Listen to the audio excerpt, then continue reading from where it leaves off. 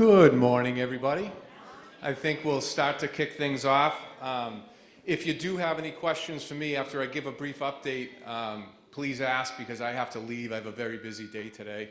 I hope everyone, happy belated Thanksgiving. I hope everyone had a great Thanksgiving with loved ones. I know I did. It was great.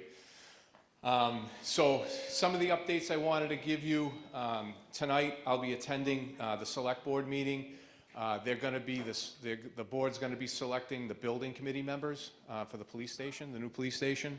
Very, very exciting. 5 architect firms put in. We're going to be interviewing them. So we do have a project manager company, and we're going to be picking the architect, and then hopefully coming to everyone in the spring with where the location is going to be, and how much the project will be, and how we're going to fund it.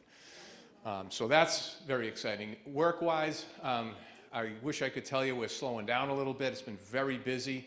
The good news is, we hired a lot of people, so, our staffing level is better than it's been in the past. So you'll see some more officers on the road. You're going to see some traffic enforcement because, as you know, that's one of the #1 complaints that we get at the police department. And to remind everyone, if you go on to our website, the police department, you can do a traffic request, and don't be afraid if you don't see us, for a few weeks or a month to do another request because we get so many of them. We do have technology now that was given to us or provided to us by Peter McCartney of the DPW, Department of Public Works, where we can do traffic studies.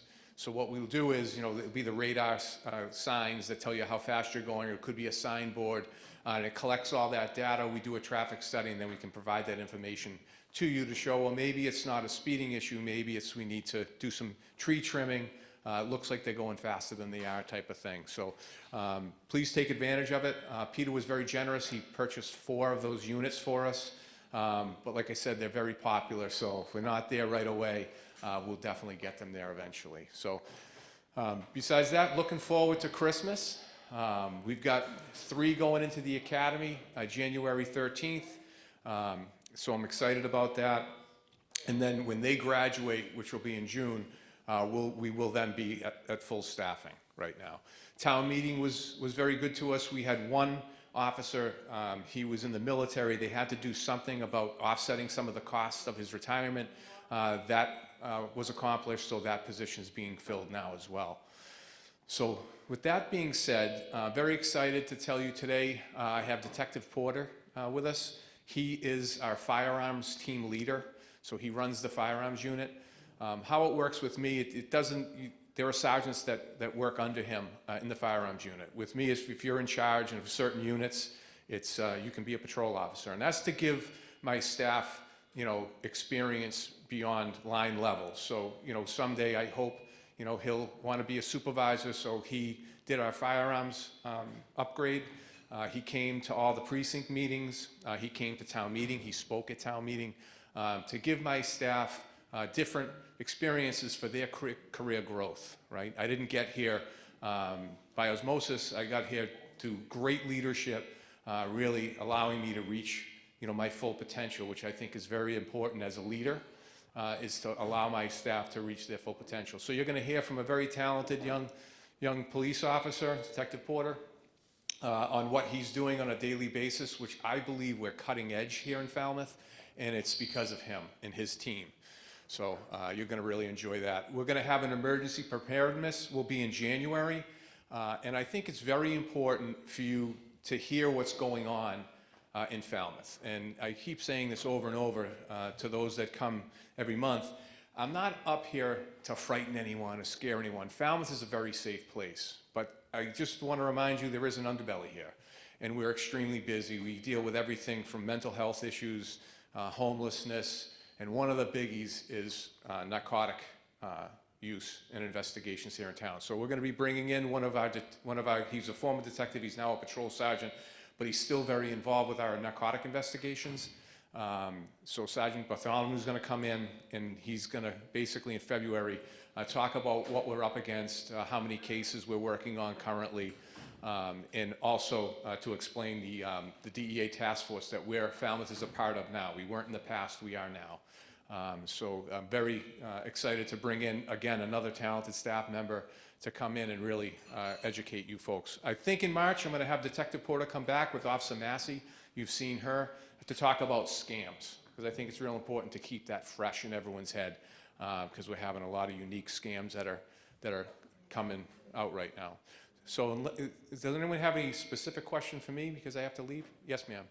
Oh, wait, hold on. They're going to get you a microphone. Sorry.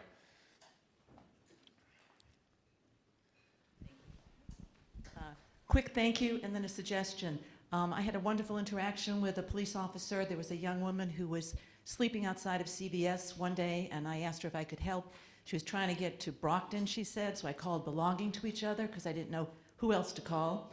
They said to call the police. I asked her if she'd mind if I would, and I stayed. The police person who came was so fabulous, so casual. He took care of everything, got her a bus pass, got her to the bus, and I would never have thought to call the police to help. So that was a big, huge thank you. I think everybody should know that you can do that kind of thing. The suggestion, the police officers who direct traffic when there's construction, they wear those bright jackets so you can see them, but then they put their hand up like this, and I can't see the hand when they're going like this and like that. So could you, I don't know, put gloves on that have the same color as the jacket? I think the summer will be tough, but we can work something out in the winter, I'm sure. But thank you very much for that. It's a different world. You know, people always refer to us as law enforcement, and that's just a very small part of what we do. It's really, it's what this event, and again, I want to thank Falmouth TV, they're taping this for rebroadcast. It really is, it's about policing, right? That's what we're doing with policing. Why I changed the name from Community Policing Unit to Community Engagement Team, because we're not policing, we're engaging you, and that's very important. So thank you. We do have 2 clinicians too that assist in certain times of crisis like that when we come across people, so it's a different world, you know, 2024 than it was when I started back in the 80s. Anyone else? Yes, sir. Oh, wait, they're gonna bring the mic to you. Thanks for coming, Chief. We have a new law about guns, modernization law. Could you talk about how a new law is implemented and how you get the directions to what you're supposed to do? Yeah, basically, I have my firearms person here today.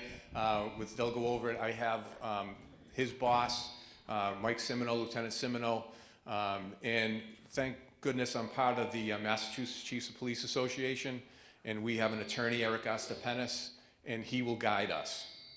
And that's basically, so statewide, every department's doing the same thing, is what the goal is.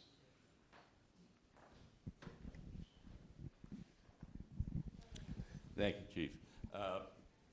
Very important and valuable part of our community is the immigrant community, which is operating, has considerable fear of what's coming. Can you tell us whether the department is going to continue the past policy of leaving enforcement of immigration laws up to the federal government and not inquiring about immigration status of people? That's my goal.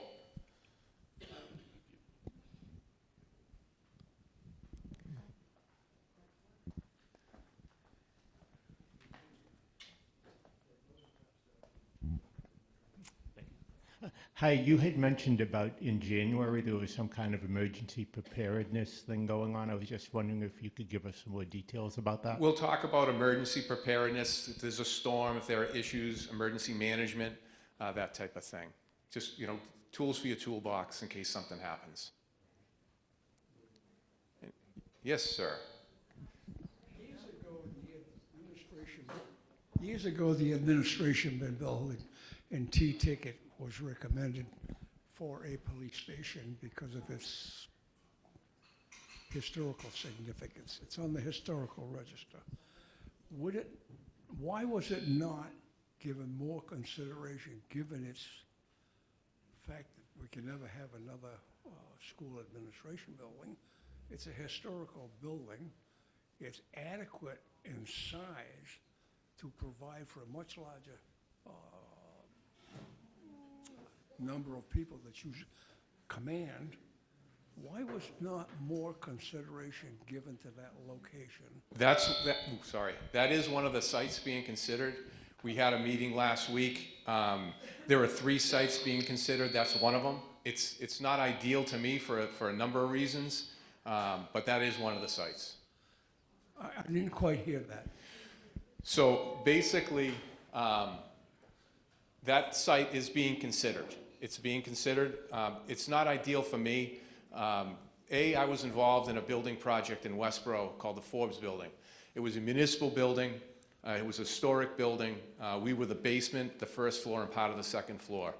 We ran into so many issues when you open up those walls. The other is the location's very, it's going to be very congested for us to get in and out of. I'd like it to be centrally located somewhere over like by where the high school is, because that's in the middle of the town. So everyone will be able to get there, and we can get in and out very easy. You know, we're on the road most of the time anyway, but that is one of the sites they're looking at. The other concern I have is there'll be a lot of people that are going to be very upset because we would be taking that ball field. If you were at town meeting or listened to town meeting, one of the issues was the athletic turfs fields and how they have to add more fields and everything else, and then to take one offline. And I know I have a friend of mine who plays softball there who told me flat out, you know, he's going to fight me tooth and nail if we're going to take his softball field away. But it is one of the sites that we're looking at. But When you say were. we are looking at. So I don't decide the site. Police department? You're the head of the police Yeah. department. So when you say were, you're considering? We as the town, that is one of 3 sites that's being presented once the committee is selected tonight, and then they will decide, working with the architect firm that we're going to hire and working with the project management company, they'll decide what is the best site for us. Okay. I can only give my opinion, but I'm just one voice and a voice of many. But I'm just being as transparent as I can possibly be about where we're at with the project. And I can tell you this, it's so small over there, and I think I was telling you last month, I mean, there's a line in the bathroom now, literally. I've got 1 urinal on the first floor, and you know, it sounds funny, but it's true. It's just we're bumping into each other. We're running out of lockers. They're very small as it is, so we really do need to get out of there, and we just can't keep the water out.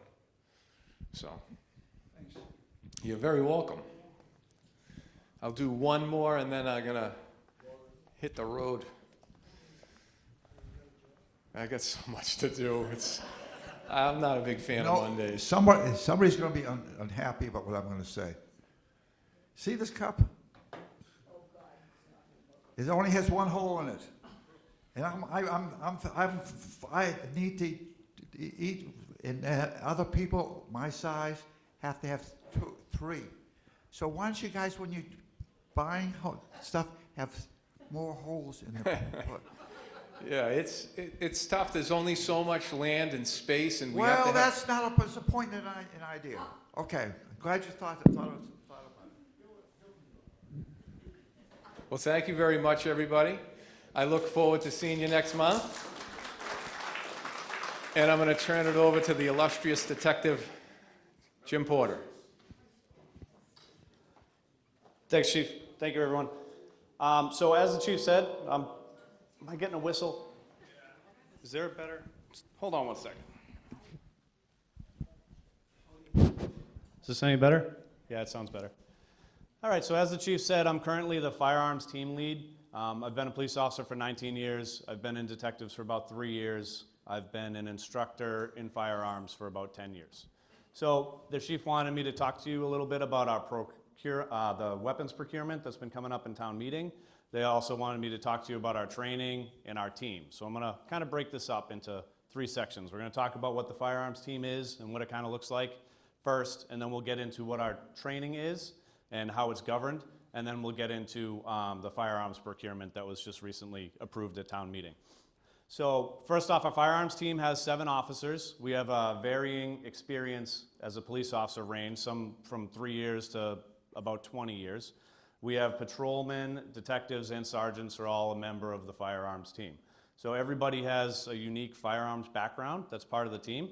They have, the majority of the team is military veterans with combat deployments. The we have experience in competitive shooting, and some people on the team are hunters. But what kind of brings us all together as law enforcement instructors is we're all required to go to a 12-day firearms instructor class. So that's how you get certified as a firearms instructor for the state or to teach at your department. So I'm lucky to work with a great team of guys, very knowledgeable. Everything that we do is a team mentality, and the chief kind of pushes that throughout the department. Everything that he likes to do is a team approach, and that's what we try to echo in firearms. So our team works together. It is an additional duty, so there's nobody that's only job is to deal with firearm stuff. When you get to bigger agencies like Boston and cities, they may have people that are permanently assigned to deal with everything to do with firearms, but there's, you know, the agencies are much bigger, so there's a lot more stuff to be done for like Boston or Worcester than necessarily for Falmouth. So some of our big responsibilities is mainly we plan the trainings at the range. We also deal with all the inventory, all the ammo, any maintenance issues. The majority of us are armorers in one weapon platform or another. What an armorer is basically a weapons mechanic. So been to higher level courses on how to fix issues that we have with the firearms, mechanical issues, things like that. So that's the big part of what we do. Now, as far as the training, when I said that we plan the training, so the MPTC, which is the Mass Police Training Committee, they govern what needs to be trained, but they don't govern how we do it. So basically, all of the instructors are familiar with the techniques, the tactics, the things that they want us to train, but it's up to us to come up with scenarios or you know, different training environments to kind of get home the training goals for our officers. So typically what the MPTC requires is that everybody needs to fire twice a year. Every Massachusetts police officer needs to fire at least twice a year. And there also needs to be a separate 4-hour block of instruction that doesn't need to involve live fire. So that could be classroom, or that could use simunition rounds or training on de-escalation or any number of things, but you don't have to have live fire for that separate 4-hour block of training. So luckily, the town of Falmouth takes firearms training with their officers very seriously, so we are not performing at the minimum. We try to get a lot of extra training for our officers. We do typically, well, we do always do 2 shooting cycles or 2 trainings in the fall and in the spring. But we do 8-hour trainings with our officers, which exceeds the minimum, which this is a very important skill. So I'm glad that we have the support that we're able to do that. Typically, the way it works for us is that in the spring, we do our qualifications. So our qualifications is every weapon platform that we have, pistol, rifle, less lethal shotgun, officers need to qualify on that once a year. They also need to train on it once a year as well. So for the firearms qualification, for our pistol, the qualification is a 50-round qualification course. So you have to fire 50 rounds at varying distances and different conditions, and you have to basically pass the test. There's also, for rifle, that is another 50-round course that we do that, again, at varying distances, and the conditions kind of change up how they need to fire, but it is standardized so that every officer in the state is firing the same qualification course. And then also with our less lethal shotgun, it's referred to as a beanbag often, used for you know, non-lethal encounters. So in the spring, everyone trains on those and then does a qualification at the end of the day.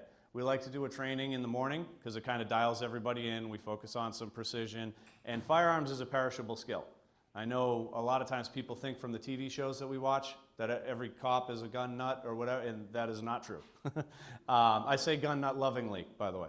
But so everyone kind of assumes that all police officers are super into firearms, and it's really just a small part of our job. It's a very important part of our job, if God forbid we need to use it, but it's a small part of our job. So with people practicing, you know, or being trained by the department twice a year, we like to try to maximize our time with them and give them as much exposure to fire as many rounds as possible. It's like I said, anybody that was involved in any type of sports or anything, it's a perishable skill. If you don't do it that often, it becomes harder to pass a test. So we need to make sure that we incorporate training so that our officers are successful. So that's usually the spring. We do training in the morning, we do our qualifications in the afternoon. And then in the fall is when we do an actual live fire training session. So what that means is we come up with training scenarios or goals that we want the officers to have to work their way through. So some examples of what we do in the fall for training is last year we got a range at the base and we did a night fire shoot. So officers, 2/3 of our department work at night. So shooting at night is a little different than shooting in the day, depending on what you have for flashlights and how you hold your flashlights, and it's a whole different ballgame at night. So we try to expose our officers to that because nothing's better than real world experience in that. So we got the range at the base and we spent basically 8 hours at night. It wasn't dark the whole time because we shot from I think 4 to 12. So the beginning half of the day, they have they call it the mout site, but it's a shoot house, basically a house that you can shoot simunition rounds in.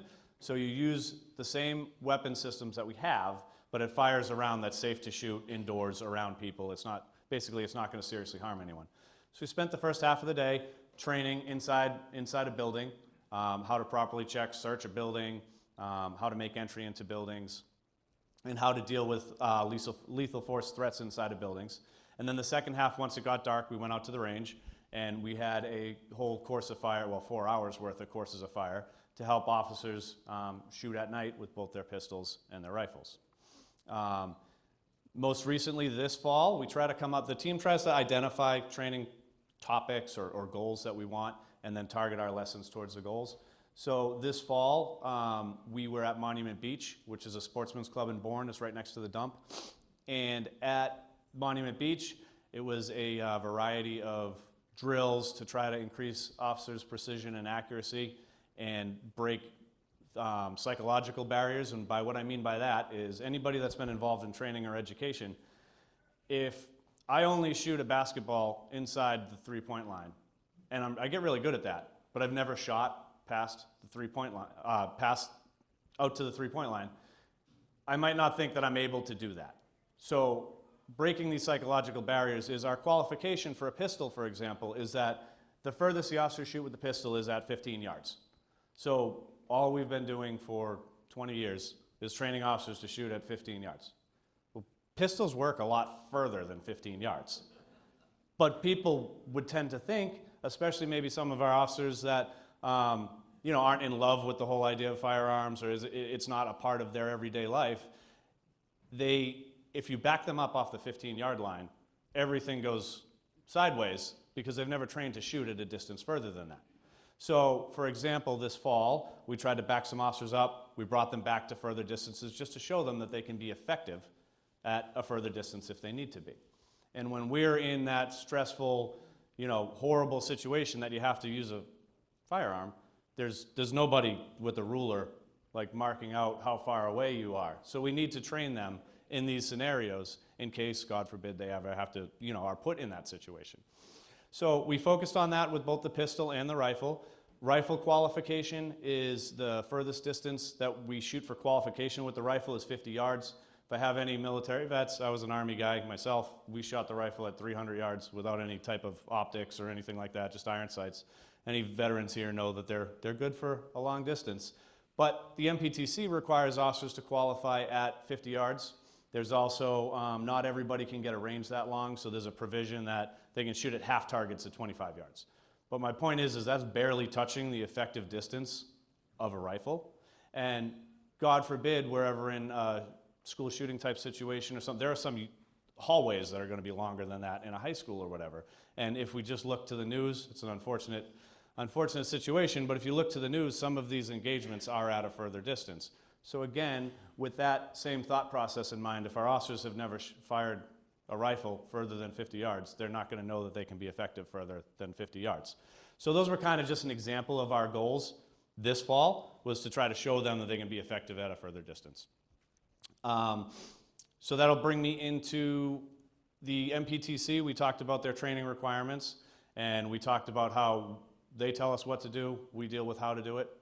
And I think at this point I'm going to go into the firearms procurement for anybody that wasn't at the precinct meetings or didn't see anything about it at the, yes sir. It's important, right? Airline pilots improve their ability to handle tough situations. Are you training your officers in simulations like the airline pilots are trained to deal in simulated situations so that the officer doesn't have to think he's been through this before several times? It would help anybody to go through a simulation to be more effective.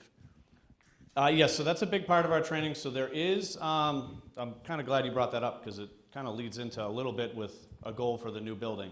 But first off, on the range, as far as simulation, what we try to do is we try to induce stress, not in a dangerous way, but one of the things that we talk about is when somebody becomes under stress or heavy breathing or you just did a physical workout, one of the first things that you lose is fine motor control. So our fingers are fine motor control. So if you don't know what you're doing with your fingers, you can't operate a firearm. So some of the ways that we nicely induce stress at the range is, first off, just adding a timer. If you add a timer to anybody for anything, everything goes crazy. All of a sudden, they could do something perfect and quick 1,000,000 times, and then you say, all right, I'm timing you, go. And all of a sudden, they forget what they're doing. It's like they never did it before. But it's a really effective way to induce stress.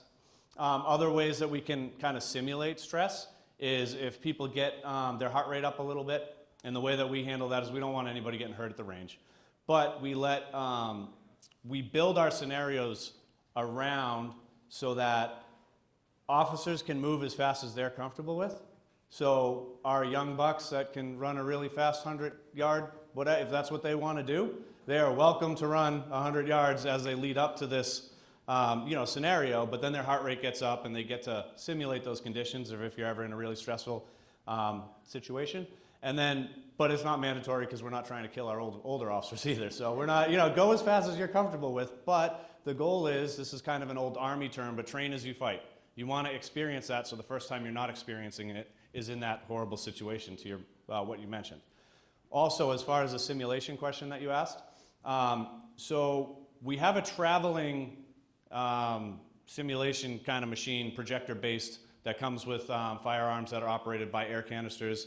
And I think it's owned by the Law Enforcement Council, but it comes around occasionally and we get opportunities to train officers on it. The chief has had me and other firearms instructors go to some of the conferences that has been going on in the future because one of his goals would be, since we're looking at a new building, is to have a training room that has one of these permanently in place. And so we've been looking at those and kind of looking at quotes and what that would cost. They've come a long way. Like I said, I remember when I first got into law enforcement in 2006, they had them, and with technology coming around, they're a lot better now. And some of these companies will even come to your town and green screen and film they'll film in a scenario in your town. So they'll come and they'll film like Main Street, and then they take it back and they have actors that put whatever the scenario is, but you'll be in a backdrop of Falmouth, or you could do it in a school building or Hui or wherever the people that decide want it to be. But it adds a layer of training. And these new systems that we're looking at it's not, in the past, everything, you kind of knew that it was going to end with you shooting somebody. Now they're able to control it so that there's whoever the trainer is that's running the scenario, is that you can change what the actor's going to do. So you could change it to just a de-escalation situation.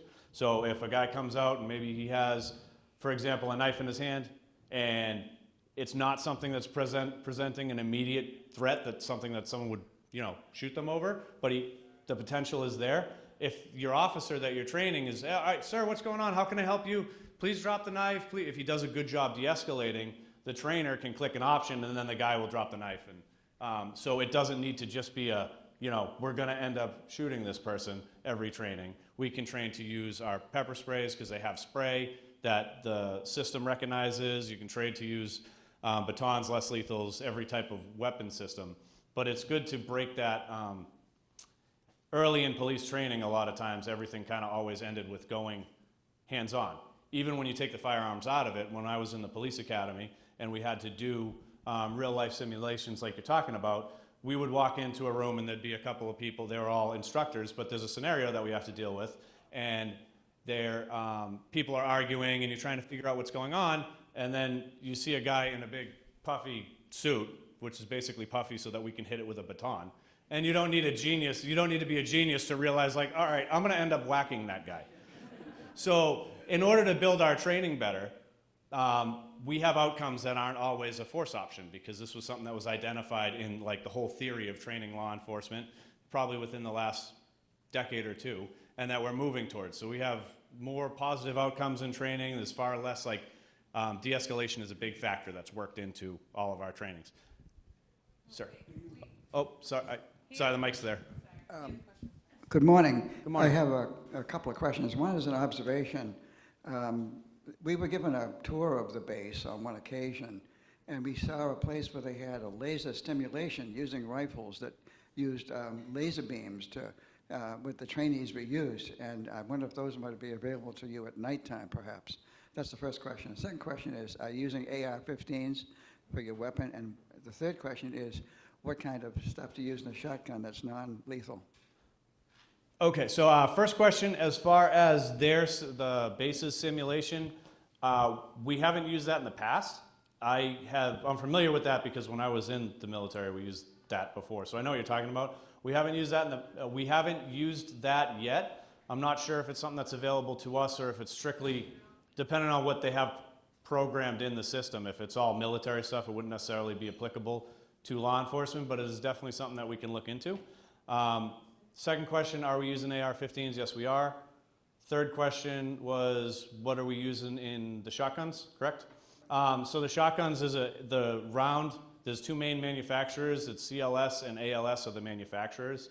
They're referred to as beanbag rounds. They're basically a sock with a tail, and they're filled with either heavy rubber or lead pellets, but the lead won't break out of the sock when it hits somebody. They're they go a lot slower. So the goal is, sometimes, I mean, if you Googled it, there is times that they will unfortunately penetrate somebody. That's never the goal, and that's the one in the million. But it's basically meant to stop somebody without causing them serious injury, and that's what we use. And they've been industry standard for as long as I've been a cop, so they're not new. Did you have a question? Here you go. If the officer feels he's in danger or she's in danger, it's a moment that he or she has to decide that he has to protect himself or people around him. But when they shoot, where they, you see stupid TV things where these people shoot people, police officer possibly shoot somebody in the back or in front when he's escaping. I mean, do you train them where to shoot the target if, God forbid, they're in danger?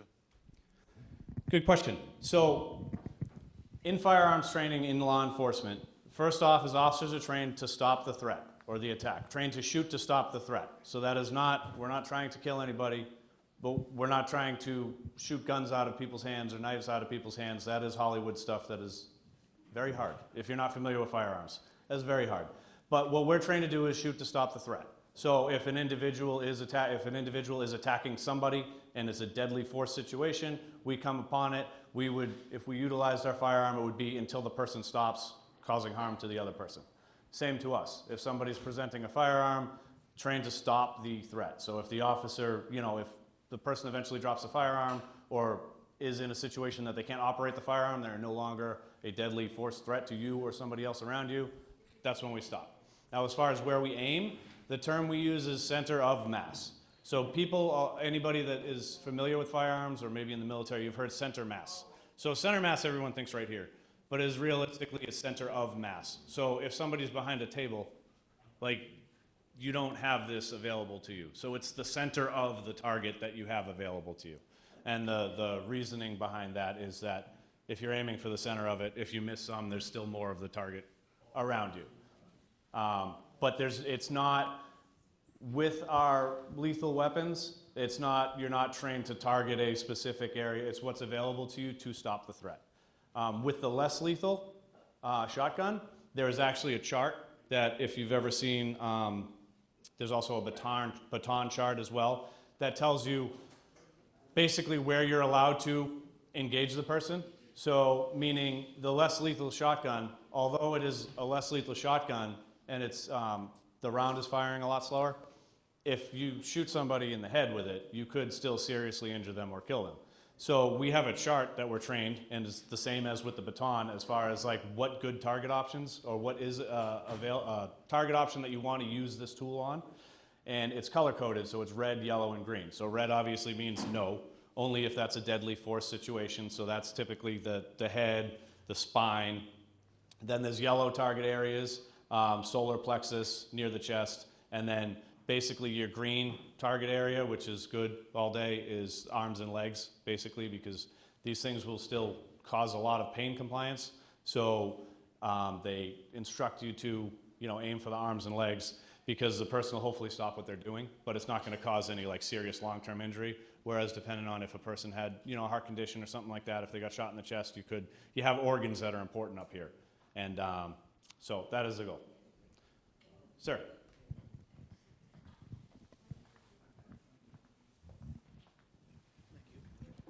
Hi, how many, in a typical police cruiser, how many guns are carried and what are their particular uses? I mean, when does they decide to use their sidearm versus something else?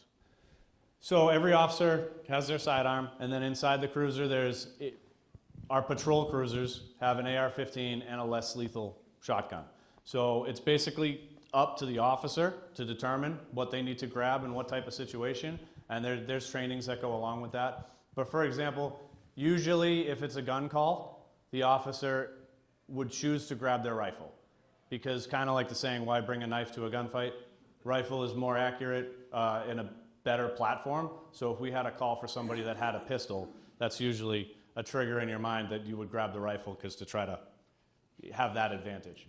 As far as the less lethal usually, a lot of times that will come out when we have like a dangerous suicidal individual, for example. The classic example that's used a lot is a person with a knife that's not harming themselves or harming someone else, but they may be manic or maybe experiencing some type of emotional distress, and they're just standing there and you're trying to negotiate with them. The reason that you would have the less lethal there is if the individual decided to turn and try to attack you. If we have somebody that's experiencing an emotional distress or some other issue, we would prefer to not shoot anybody. So if the less lethal is there, and that's an option that we have, we can basically prevent us having to shoot them, but also prevent anybody risk getting hurt. So one of the things that we're trained with the less lethal shotgun is it's basically a long-range baton. So anytime that you would be able to use a baton, legally and by policy, you can use the less lethal. But usually the times that it presents itself the most is when we're with people that have some type of weapon and they're emotionally distressed is usually the biggest time that we would access that. Sir. Oh yeah, I'm sorry. Yep. Officers have tasers as well, and pepper spray, bowler wrap. I'm not sure if you guys know if anyone. So a bowler wrap is a device that kind of looks like a taser, and if you're familiar with the term bola, like it was an old hunting tool that had like two rocks, I think, and they spun it, and it could so that basically that's what this does. It shoots out, and its goal is to not hurt anybody, but it has like a rope on it essentially, and it's fired, I think, either by air or electronically, but it's fired and it wraps the individual's legs so they can't run away, or you could wrap their torso so they can't move their arms. And I haven't used it in the real world, but in training they work. We have used them in the real world. Other officers have used them in the real world and have successfully, it doesn't tie the person up like they can't get up and get away or get it off of you, but it buys you time. So if you have somebody that's coming at you or running away from you or a situation going on, the momentarily wrapping them up makes them think about what just happened to me, I got to get this off of me, and that buys you a little bit of time to try to safely end the situation without anyone getting hurt. And I think that's the extent of our tools. There's a question over here. Where is your local range now, and would the new station have a range? So we have not had a local range in my entire law enforcement career. I know originally it was over by the water treatment facility. Some people that have been here a long time might know that, but that was before my time. I'm a Washer Shore. I've only been here about 21 years. So yes, that was before my time. So we have basically been, for the last 20 years, having to beg, borrow, and rent ranges from all over the place. For a while, the Coast Guard had an indoor range that we used to be able to use. Their rules or whatever changed, so we weren't allowed to use that anymore. We were using Mashpee PD. They have a range for a while, but I guess they have some neighbors that are close by to their range that have had enough of people shooting at the range. So Mashpee had to stop allowing outside agencies to use it, so they can only use it for them, because I guess the neighbors shut it down. And so now we are on to renting Monument Beach Sportsman's Club, which is in Bourne. It's a great facility. It's a great training facility. We do have to rent it. The department has grown so much that we had to rent, I think, 10 days in the fall. They're pretty good to us. It's like $300 a day, but still, that's $3,000 that we had to rent a range from, on top of, you know, all the other expenses that go into running training for a week or 10 days. So we've had a real tough time with ranges. We have a trailer that all of our stuff goes in because we never know what range we're going to because we have to try to figure it out. So in a roundabout, to answer your question, I know that the chief's goal is to incorporate a range somehow at the station, whether that's inside or some type of, you know, they sell portable range trailers, or I am not privy to what the goal is, but I know the goal is to solve our issue with having a range. I think the goal is to have a range, but I know I haven't gotten any quotes, but I know that can be quite expensive, especially when you're talking about putting it indoors and you know, air mitigation and any type of, you know, make sure it's safe and healthy and all that. So I'm sure it's expensive. I don't know how expensive it is. I do think that's a goal. We'll have to see if it, you know, makes the final cut of the new building. Sir.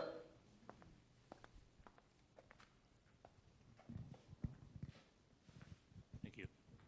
You see on TV today these ads for these pistols that fire like a pepper ball.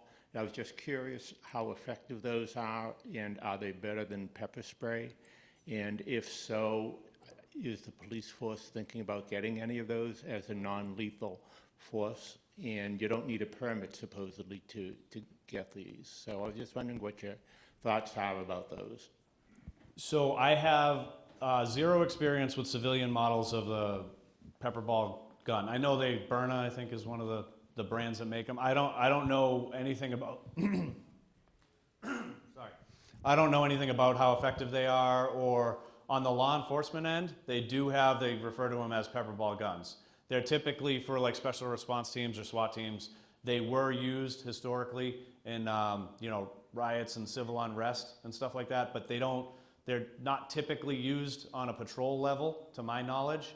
So I don't think that currently it's not like an industry standard. I don't know if throughout the industry no one's thought about it, or if there's a reason that we're not using it. I do know that there were some issues. I think even Boston PD, it was maybe mid 2010s, there was some type of riot, and I think somebody got really hurt with one of them. A person, not an officer, and there was a big lawsuit too. I don't know why, if that was because the equipment was bad or the officer did something wrong, or I'm not sure why. But I do know that they are a lot, in my experience, using them is less frequent than anything else. So I'm not really sure. I'm sorry I don't have a better answer for you. But I do know, like, I've seen them at Cape Gun Works. I know they sell them. I just don't really know a lot about them. So I will go on to explain our firearms procurement that we just did. And if anyone has any questions, you can just stop me or raise your hand. Or we could do more questions at the end if you have any, but just to keep you kind of up to date. So our current firearms were purchased on or about 2010. Makes them about 14, 15 years old. They are at their end life. They've already had midlife maintenance done to them, replacing springs and various pieces and parts. Usually expected duty use life, and this is talking to the chief. These new guns will be my third firearm that I've owned on the department, but the chief obviously has a lot more experience. He's been around a little longer than me. Usually service life is 10 to 12 years is what they expect for pistols and for planning and budgetary purposes. So we've exceeded that by 2 years. We're also having maintenance issues with the pistols, meaning if you're not familiar with firearms, this may not mean anything to you, but the slide release lever, we're having those break, and I've never had them break in 19 years, and I've replaced 5 in the last year or so. So I don't know if it's a matter of the metal's just starting to degrade or get to end of life, but so our pistols need to be replaced. So we currently have 73 pistols, I believe, and we are purchasing 100 pistols to replace them with. So we had some questions at town meeting or at the precinct meetings that were, why are we exceeding the fleet, if you will? So a couple of reasons is, first off, we want to future-proof ourselves for growth. I know that the chief believes our department should be larger in order to provide the service that the town deserves. So there could be future growth. I don't know, I'm not the decider on that, so I don't know how many officers we should have, but I know that they think that there should be more. So first off, future growth. Another issue is maintenance issues. So when we have a firearm go down, an officer needs a firearm when they're on. And granted, hopefully with new firearms, that doesn't happen that often, but it's like anything else. If it breaks, we need to be able to have a back stock of it. And the last reason, and this is, kind of a sad reason, but to think about it, is we did have 2 officers involved in a shooting a number of years ago. When an officer is involved in a shooting, the state police take your firearm and they hold it until the whole case is done, the person's out of jail, they're off probation, they're off parole. And the reason is because the person could initiate an appeal at any time, and they need to have the evidence because that's evidence of what happened. So they've had those firearms for like 6 or 7 years, and they're probably going to have them for another X amount of years until, the subject is completely out of the court system. So hopefully we don't, obviously that's not something that we're hoping for, but you have to kind of plan for the worst. So hopefully we don't have any officer-involved shootings, but it is something that we have to consider. And, like I said, those have been with the state police for 6 or 7 years now, and there's no end in sight of us getting them back. So that is the reason that we're looking at a higher number. Additionally, the newer weapons platforms, the industry standard has transitioned to having optics on pistols, meaning like that, if you can see it, but it has a red dot on it. It helps officers be a lot more accurate and a lot more precise with their shots. So the new firearms that we're ordering, we try to, again, future-proof ourselves or at least be at the industry standard. So the new firearms purchase is going to include optics and flashlights, holsters, everything that the officers need to employ the firearms in the field. And in addition, on a side, this isn't included, it was part of the capital request, but it's not included as far as pistols. But we're also looking at getting suppressors for our rifles. So what a suppressor is, some people might commonly know it as a silencer, or that might be Hollywood talk as a silencer. All right. So what a suppressor does is they're not quiet. If you've watched TV shows, it doesn't make it so that you can't hear bullets anymore. All a suppressor does is it brings it to what the doctors say is a decibel level that is less likely to cause permanent hearing damage, which is 140 decibels from what the doctors say. I don't know if we have any doctors here, but that's what they say. It tones it down a little bit.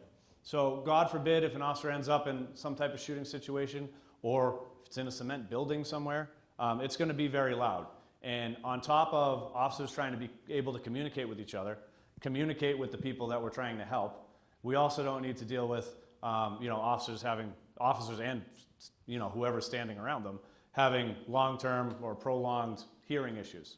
So the chief kind of made it a goal. I guess he had them at his last department.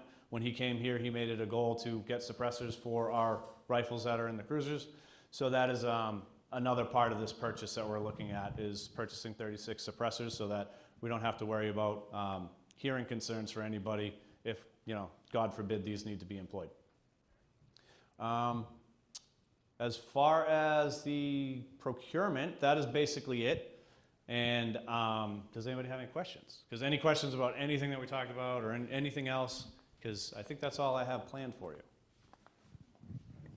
Thank you. I got one over here, and then we'll get to you, sir. So I'm just wondering if you could tell the group what you've decided the department is going to do with the old guns. What is the decision about that?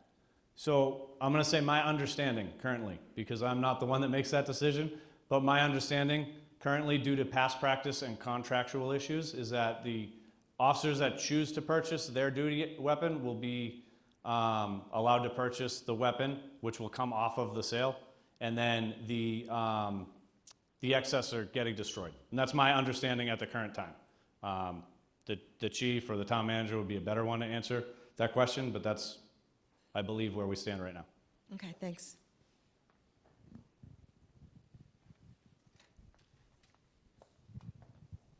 Lauren, after her, this gentleman right here had a question too. Thank you. Are the weapons that you use American-made, or are they just put together in this country from foreign parts? And are any of them made from foreign countries like Germany or whatever? So the rifles are American-made and American-owned. Wyndham Weaponry, they're in Maine. The shotguns, our old shotguns were Remingtons, and our new ones are Mossbergs, American-made. The pistol that we're looking at going with is Glock. They're an Austrian company, but they have factories and plants in the U.S. To the best of my knowledge, I can't say for sure where the ones we're getting are built, but Glock has very long been the industry standard for law enforcement. So they have a very long reputation of, upholding their end of the bargain with everything and being, maintenance-wise, very, very minimal issues. So that's a company that we decided to go with. And that decision was made as a group effort as well. So just so you guys know, we had samples of all of the, industry standard firearms. So you'd say like Glock, SIG, Smith & Wesson, and Walther. And when we did our range training in the spring, we invited officers, anyone's that like on lunch or whatever, if they wanted to shoot these and give us any input about what they thought. So it was made as a group effort too, which is again, another thing that the new chief has kind of brought to us, is getting everybody a part of the decisions that get made, which was nice, kudos to him. But like, we were able to hear from everyone in the department and get their input on what they thought. Glock's made in Georgia. Thanks, sir. He said Glock's made in Georgia.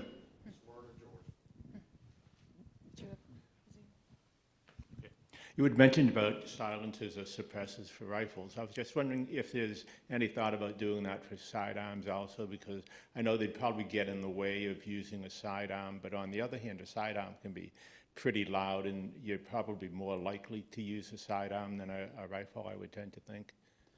So I'm not aware of any duty use of suppressors on sidearms as far as like law enforcement. You could probably, there's probably someone doing it somewhere, but it's definitely not the industry standard. And as far as even like the holsters to accommodate that, because a suppressor for a pistol, depending on the type, I mean, it's going to add some serious length to the barrel. So to my knowledge, it's not anything that's standard in law enforcement or that I've ever even really seen done. And I think it's just a logistical issue, because a sidearm is supposed to be smaller so that we can get around without carrying something big.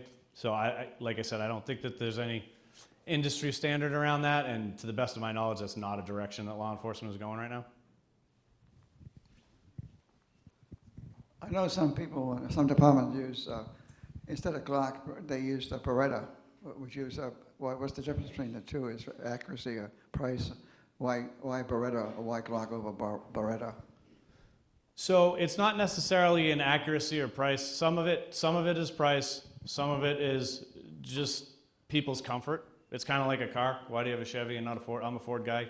Chevys are great too. I'm sure they do, Some of it is just people's comfort. Some of it is price. Some of it is, like I said, reliability. And the big thing with Glock is they've been law enforcement guns forever. They have a long reputation of working out for law enforcement needs, working with law enforcement when they have a, any type of maintenance needs or whatever, and they have the infrastructure set. And that one, I think this one just died. They have the infrastructure. Ooh, this one's different. They have the infrastructure needed to, support our needs. Prior to that, we had Smith & Wesson, and Smith & Wesson was great too. Also has a long history with law enforcement. I liked them just fine, but again, kind of group decision on what we were going to go with. I think the biggest thing is, for us, one of the biggest point was long-term history as being a law enforcement use. And really the big three for those is Smith & Wesson, Glock, and SIG. There are agencies that use Berettas. When I was in the Army, we had Berettas. So I'm not taking anything away from Beretta, but really the big three are kind of SIG, Glock, and Smith. Any other questions? All right. Well, thank you all. Yeah, thank you for joining me. I'll stick around for a few if anyone has any questions you don't want to ask in front of the group. Thanks.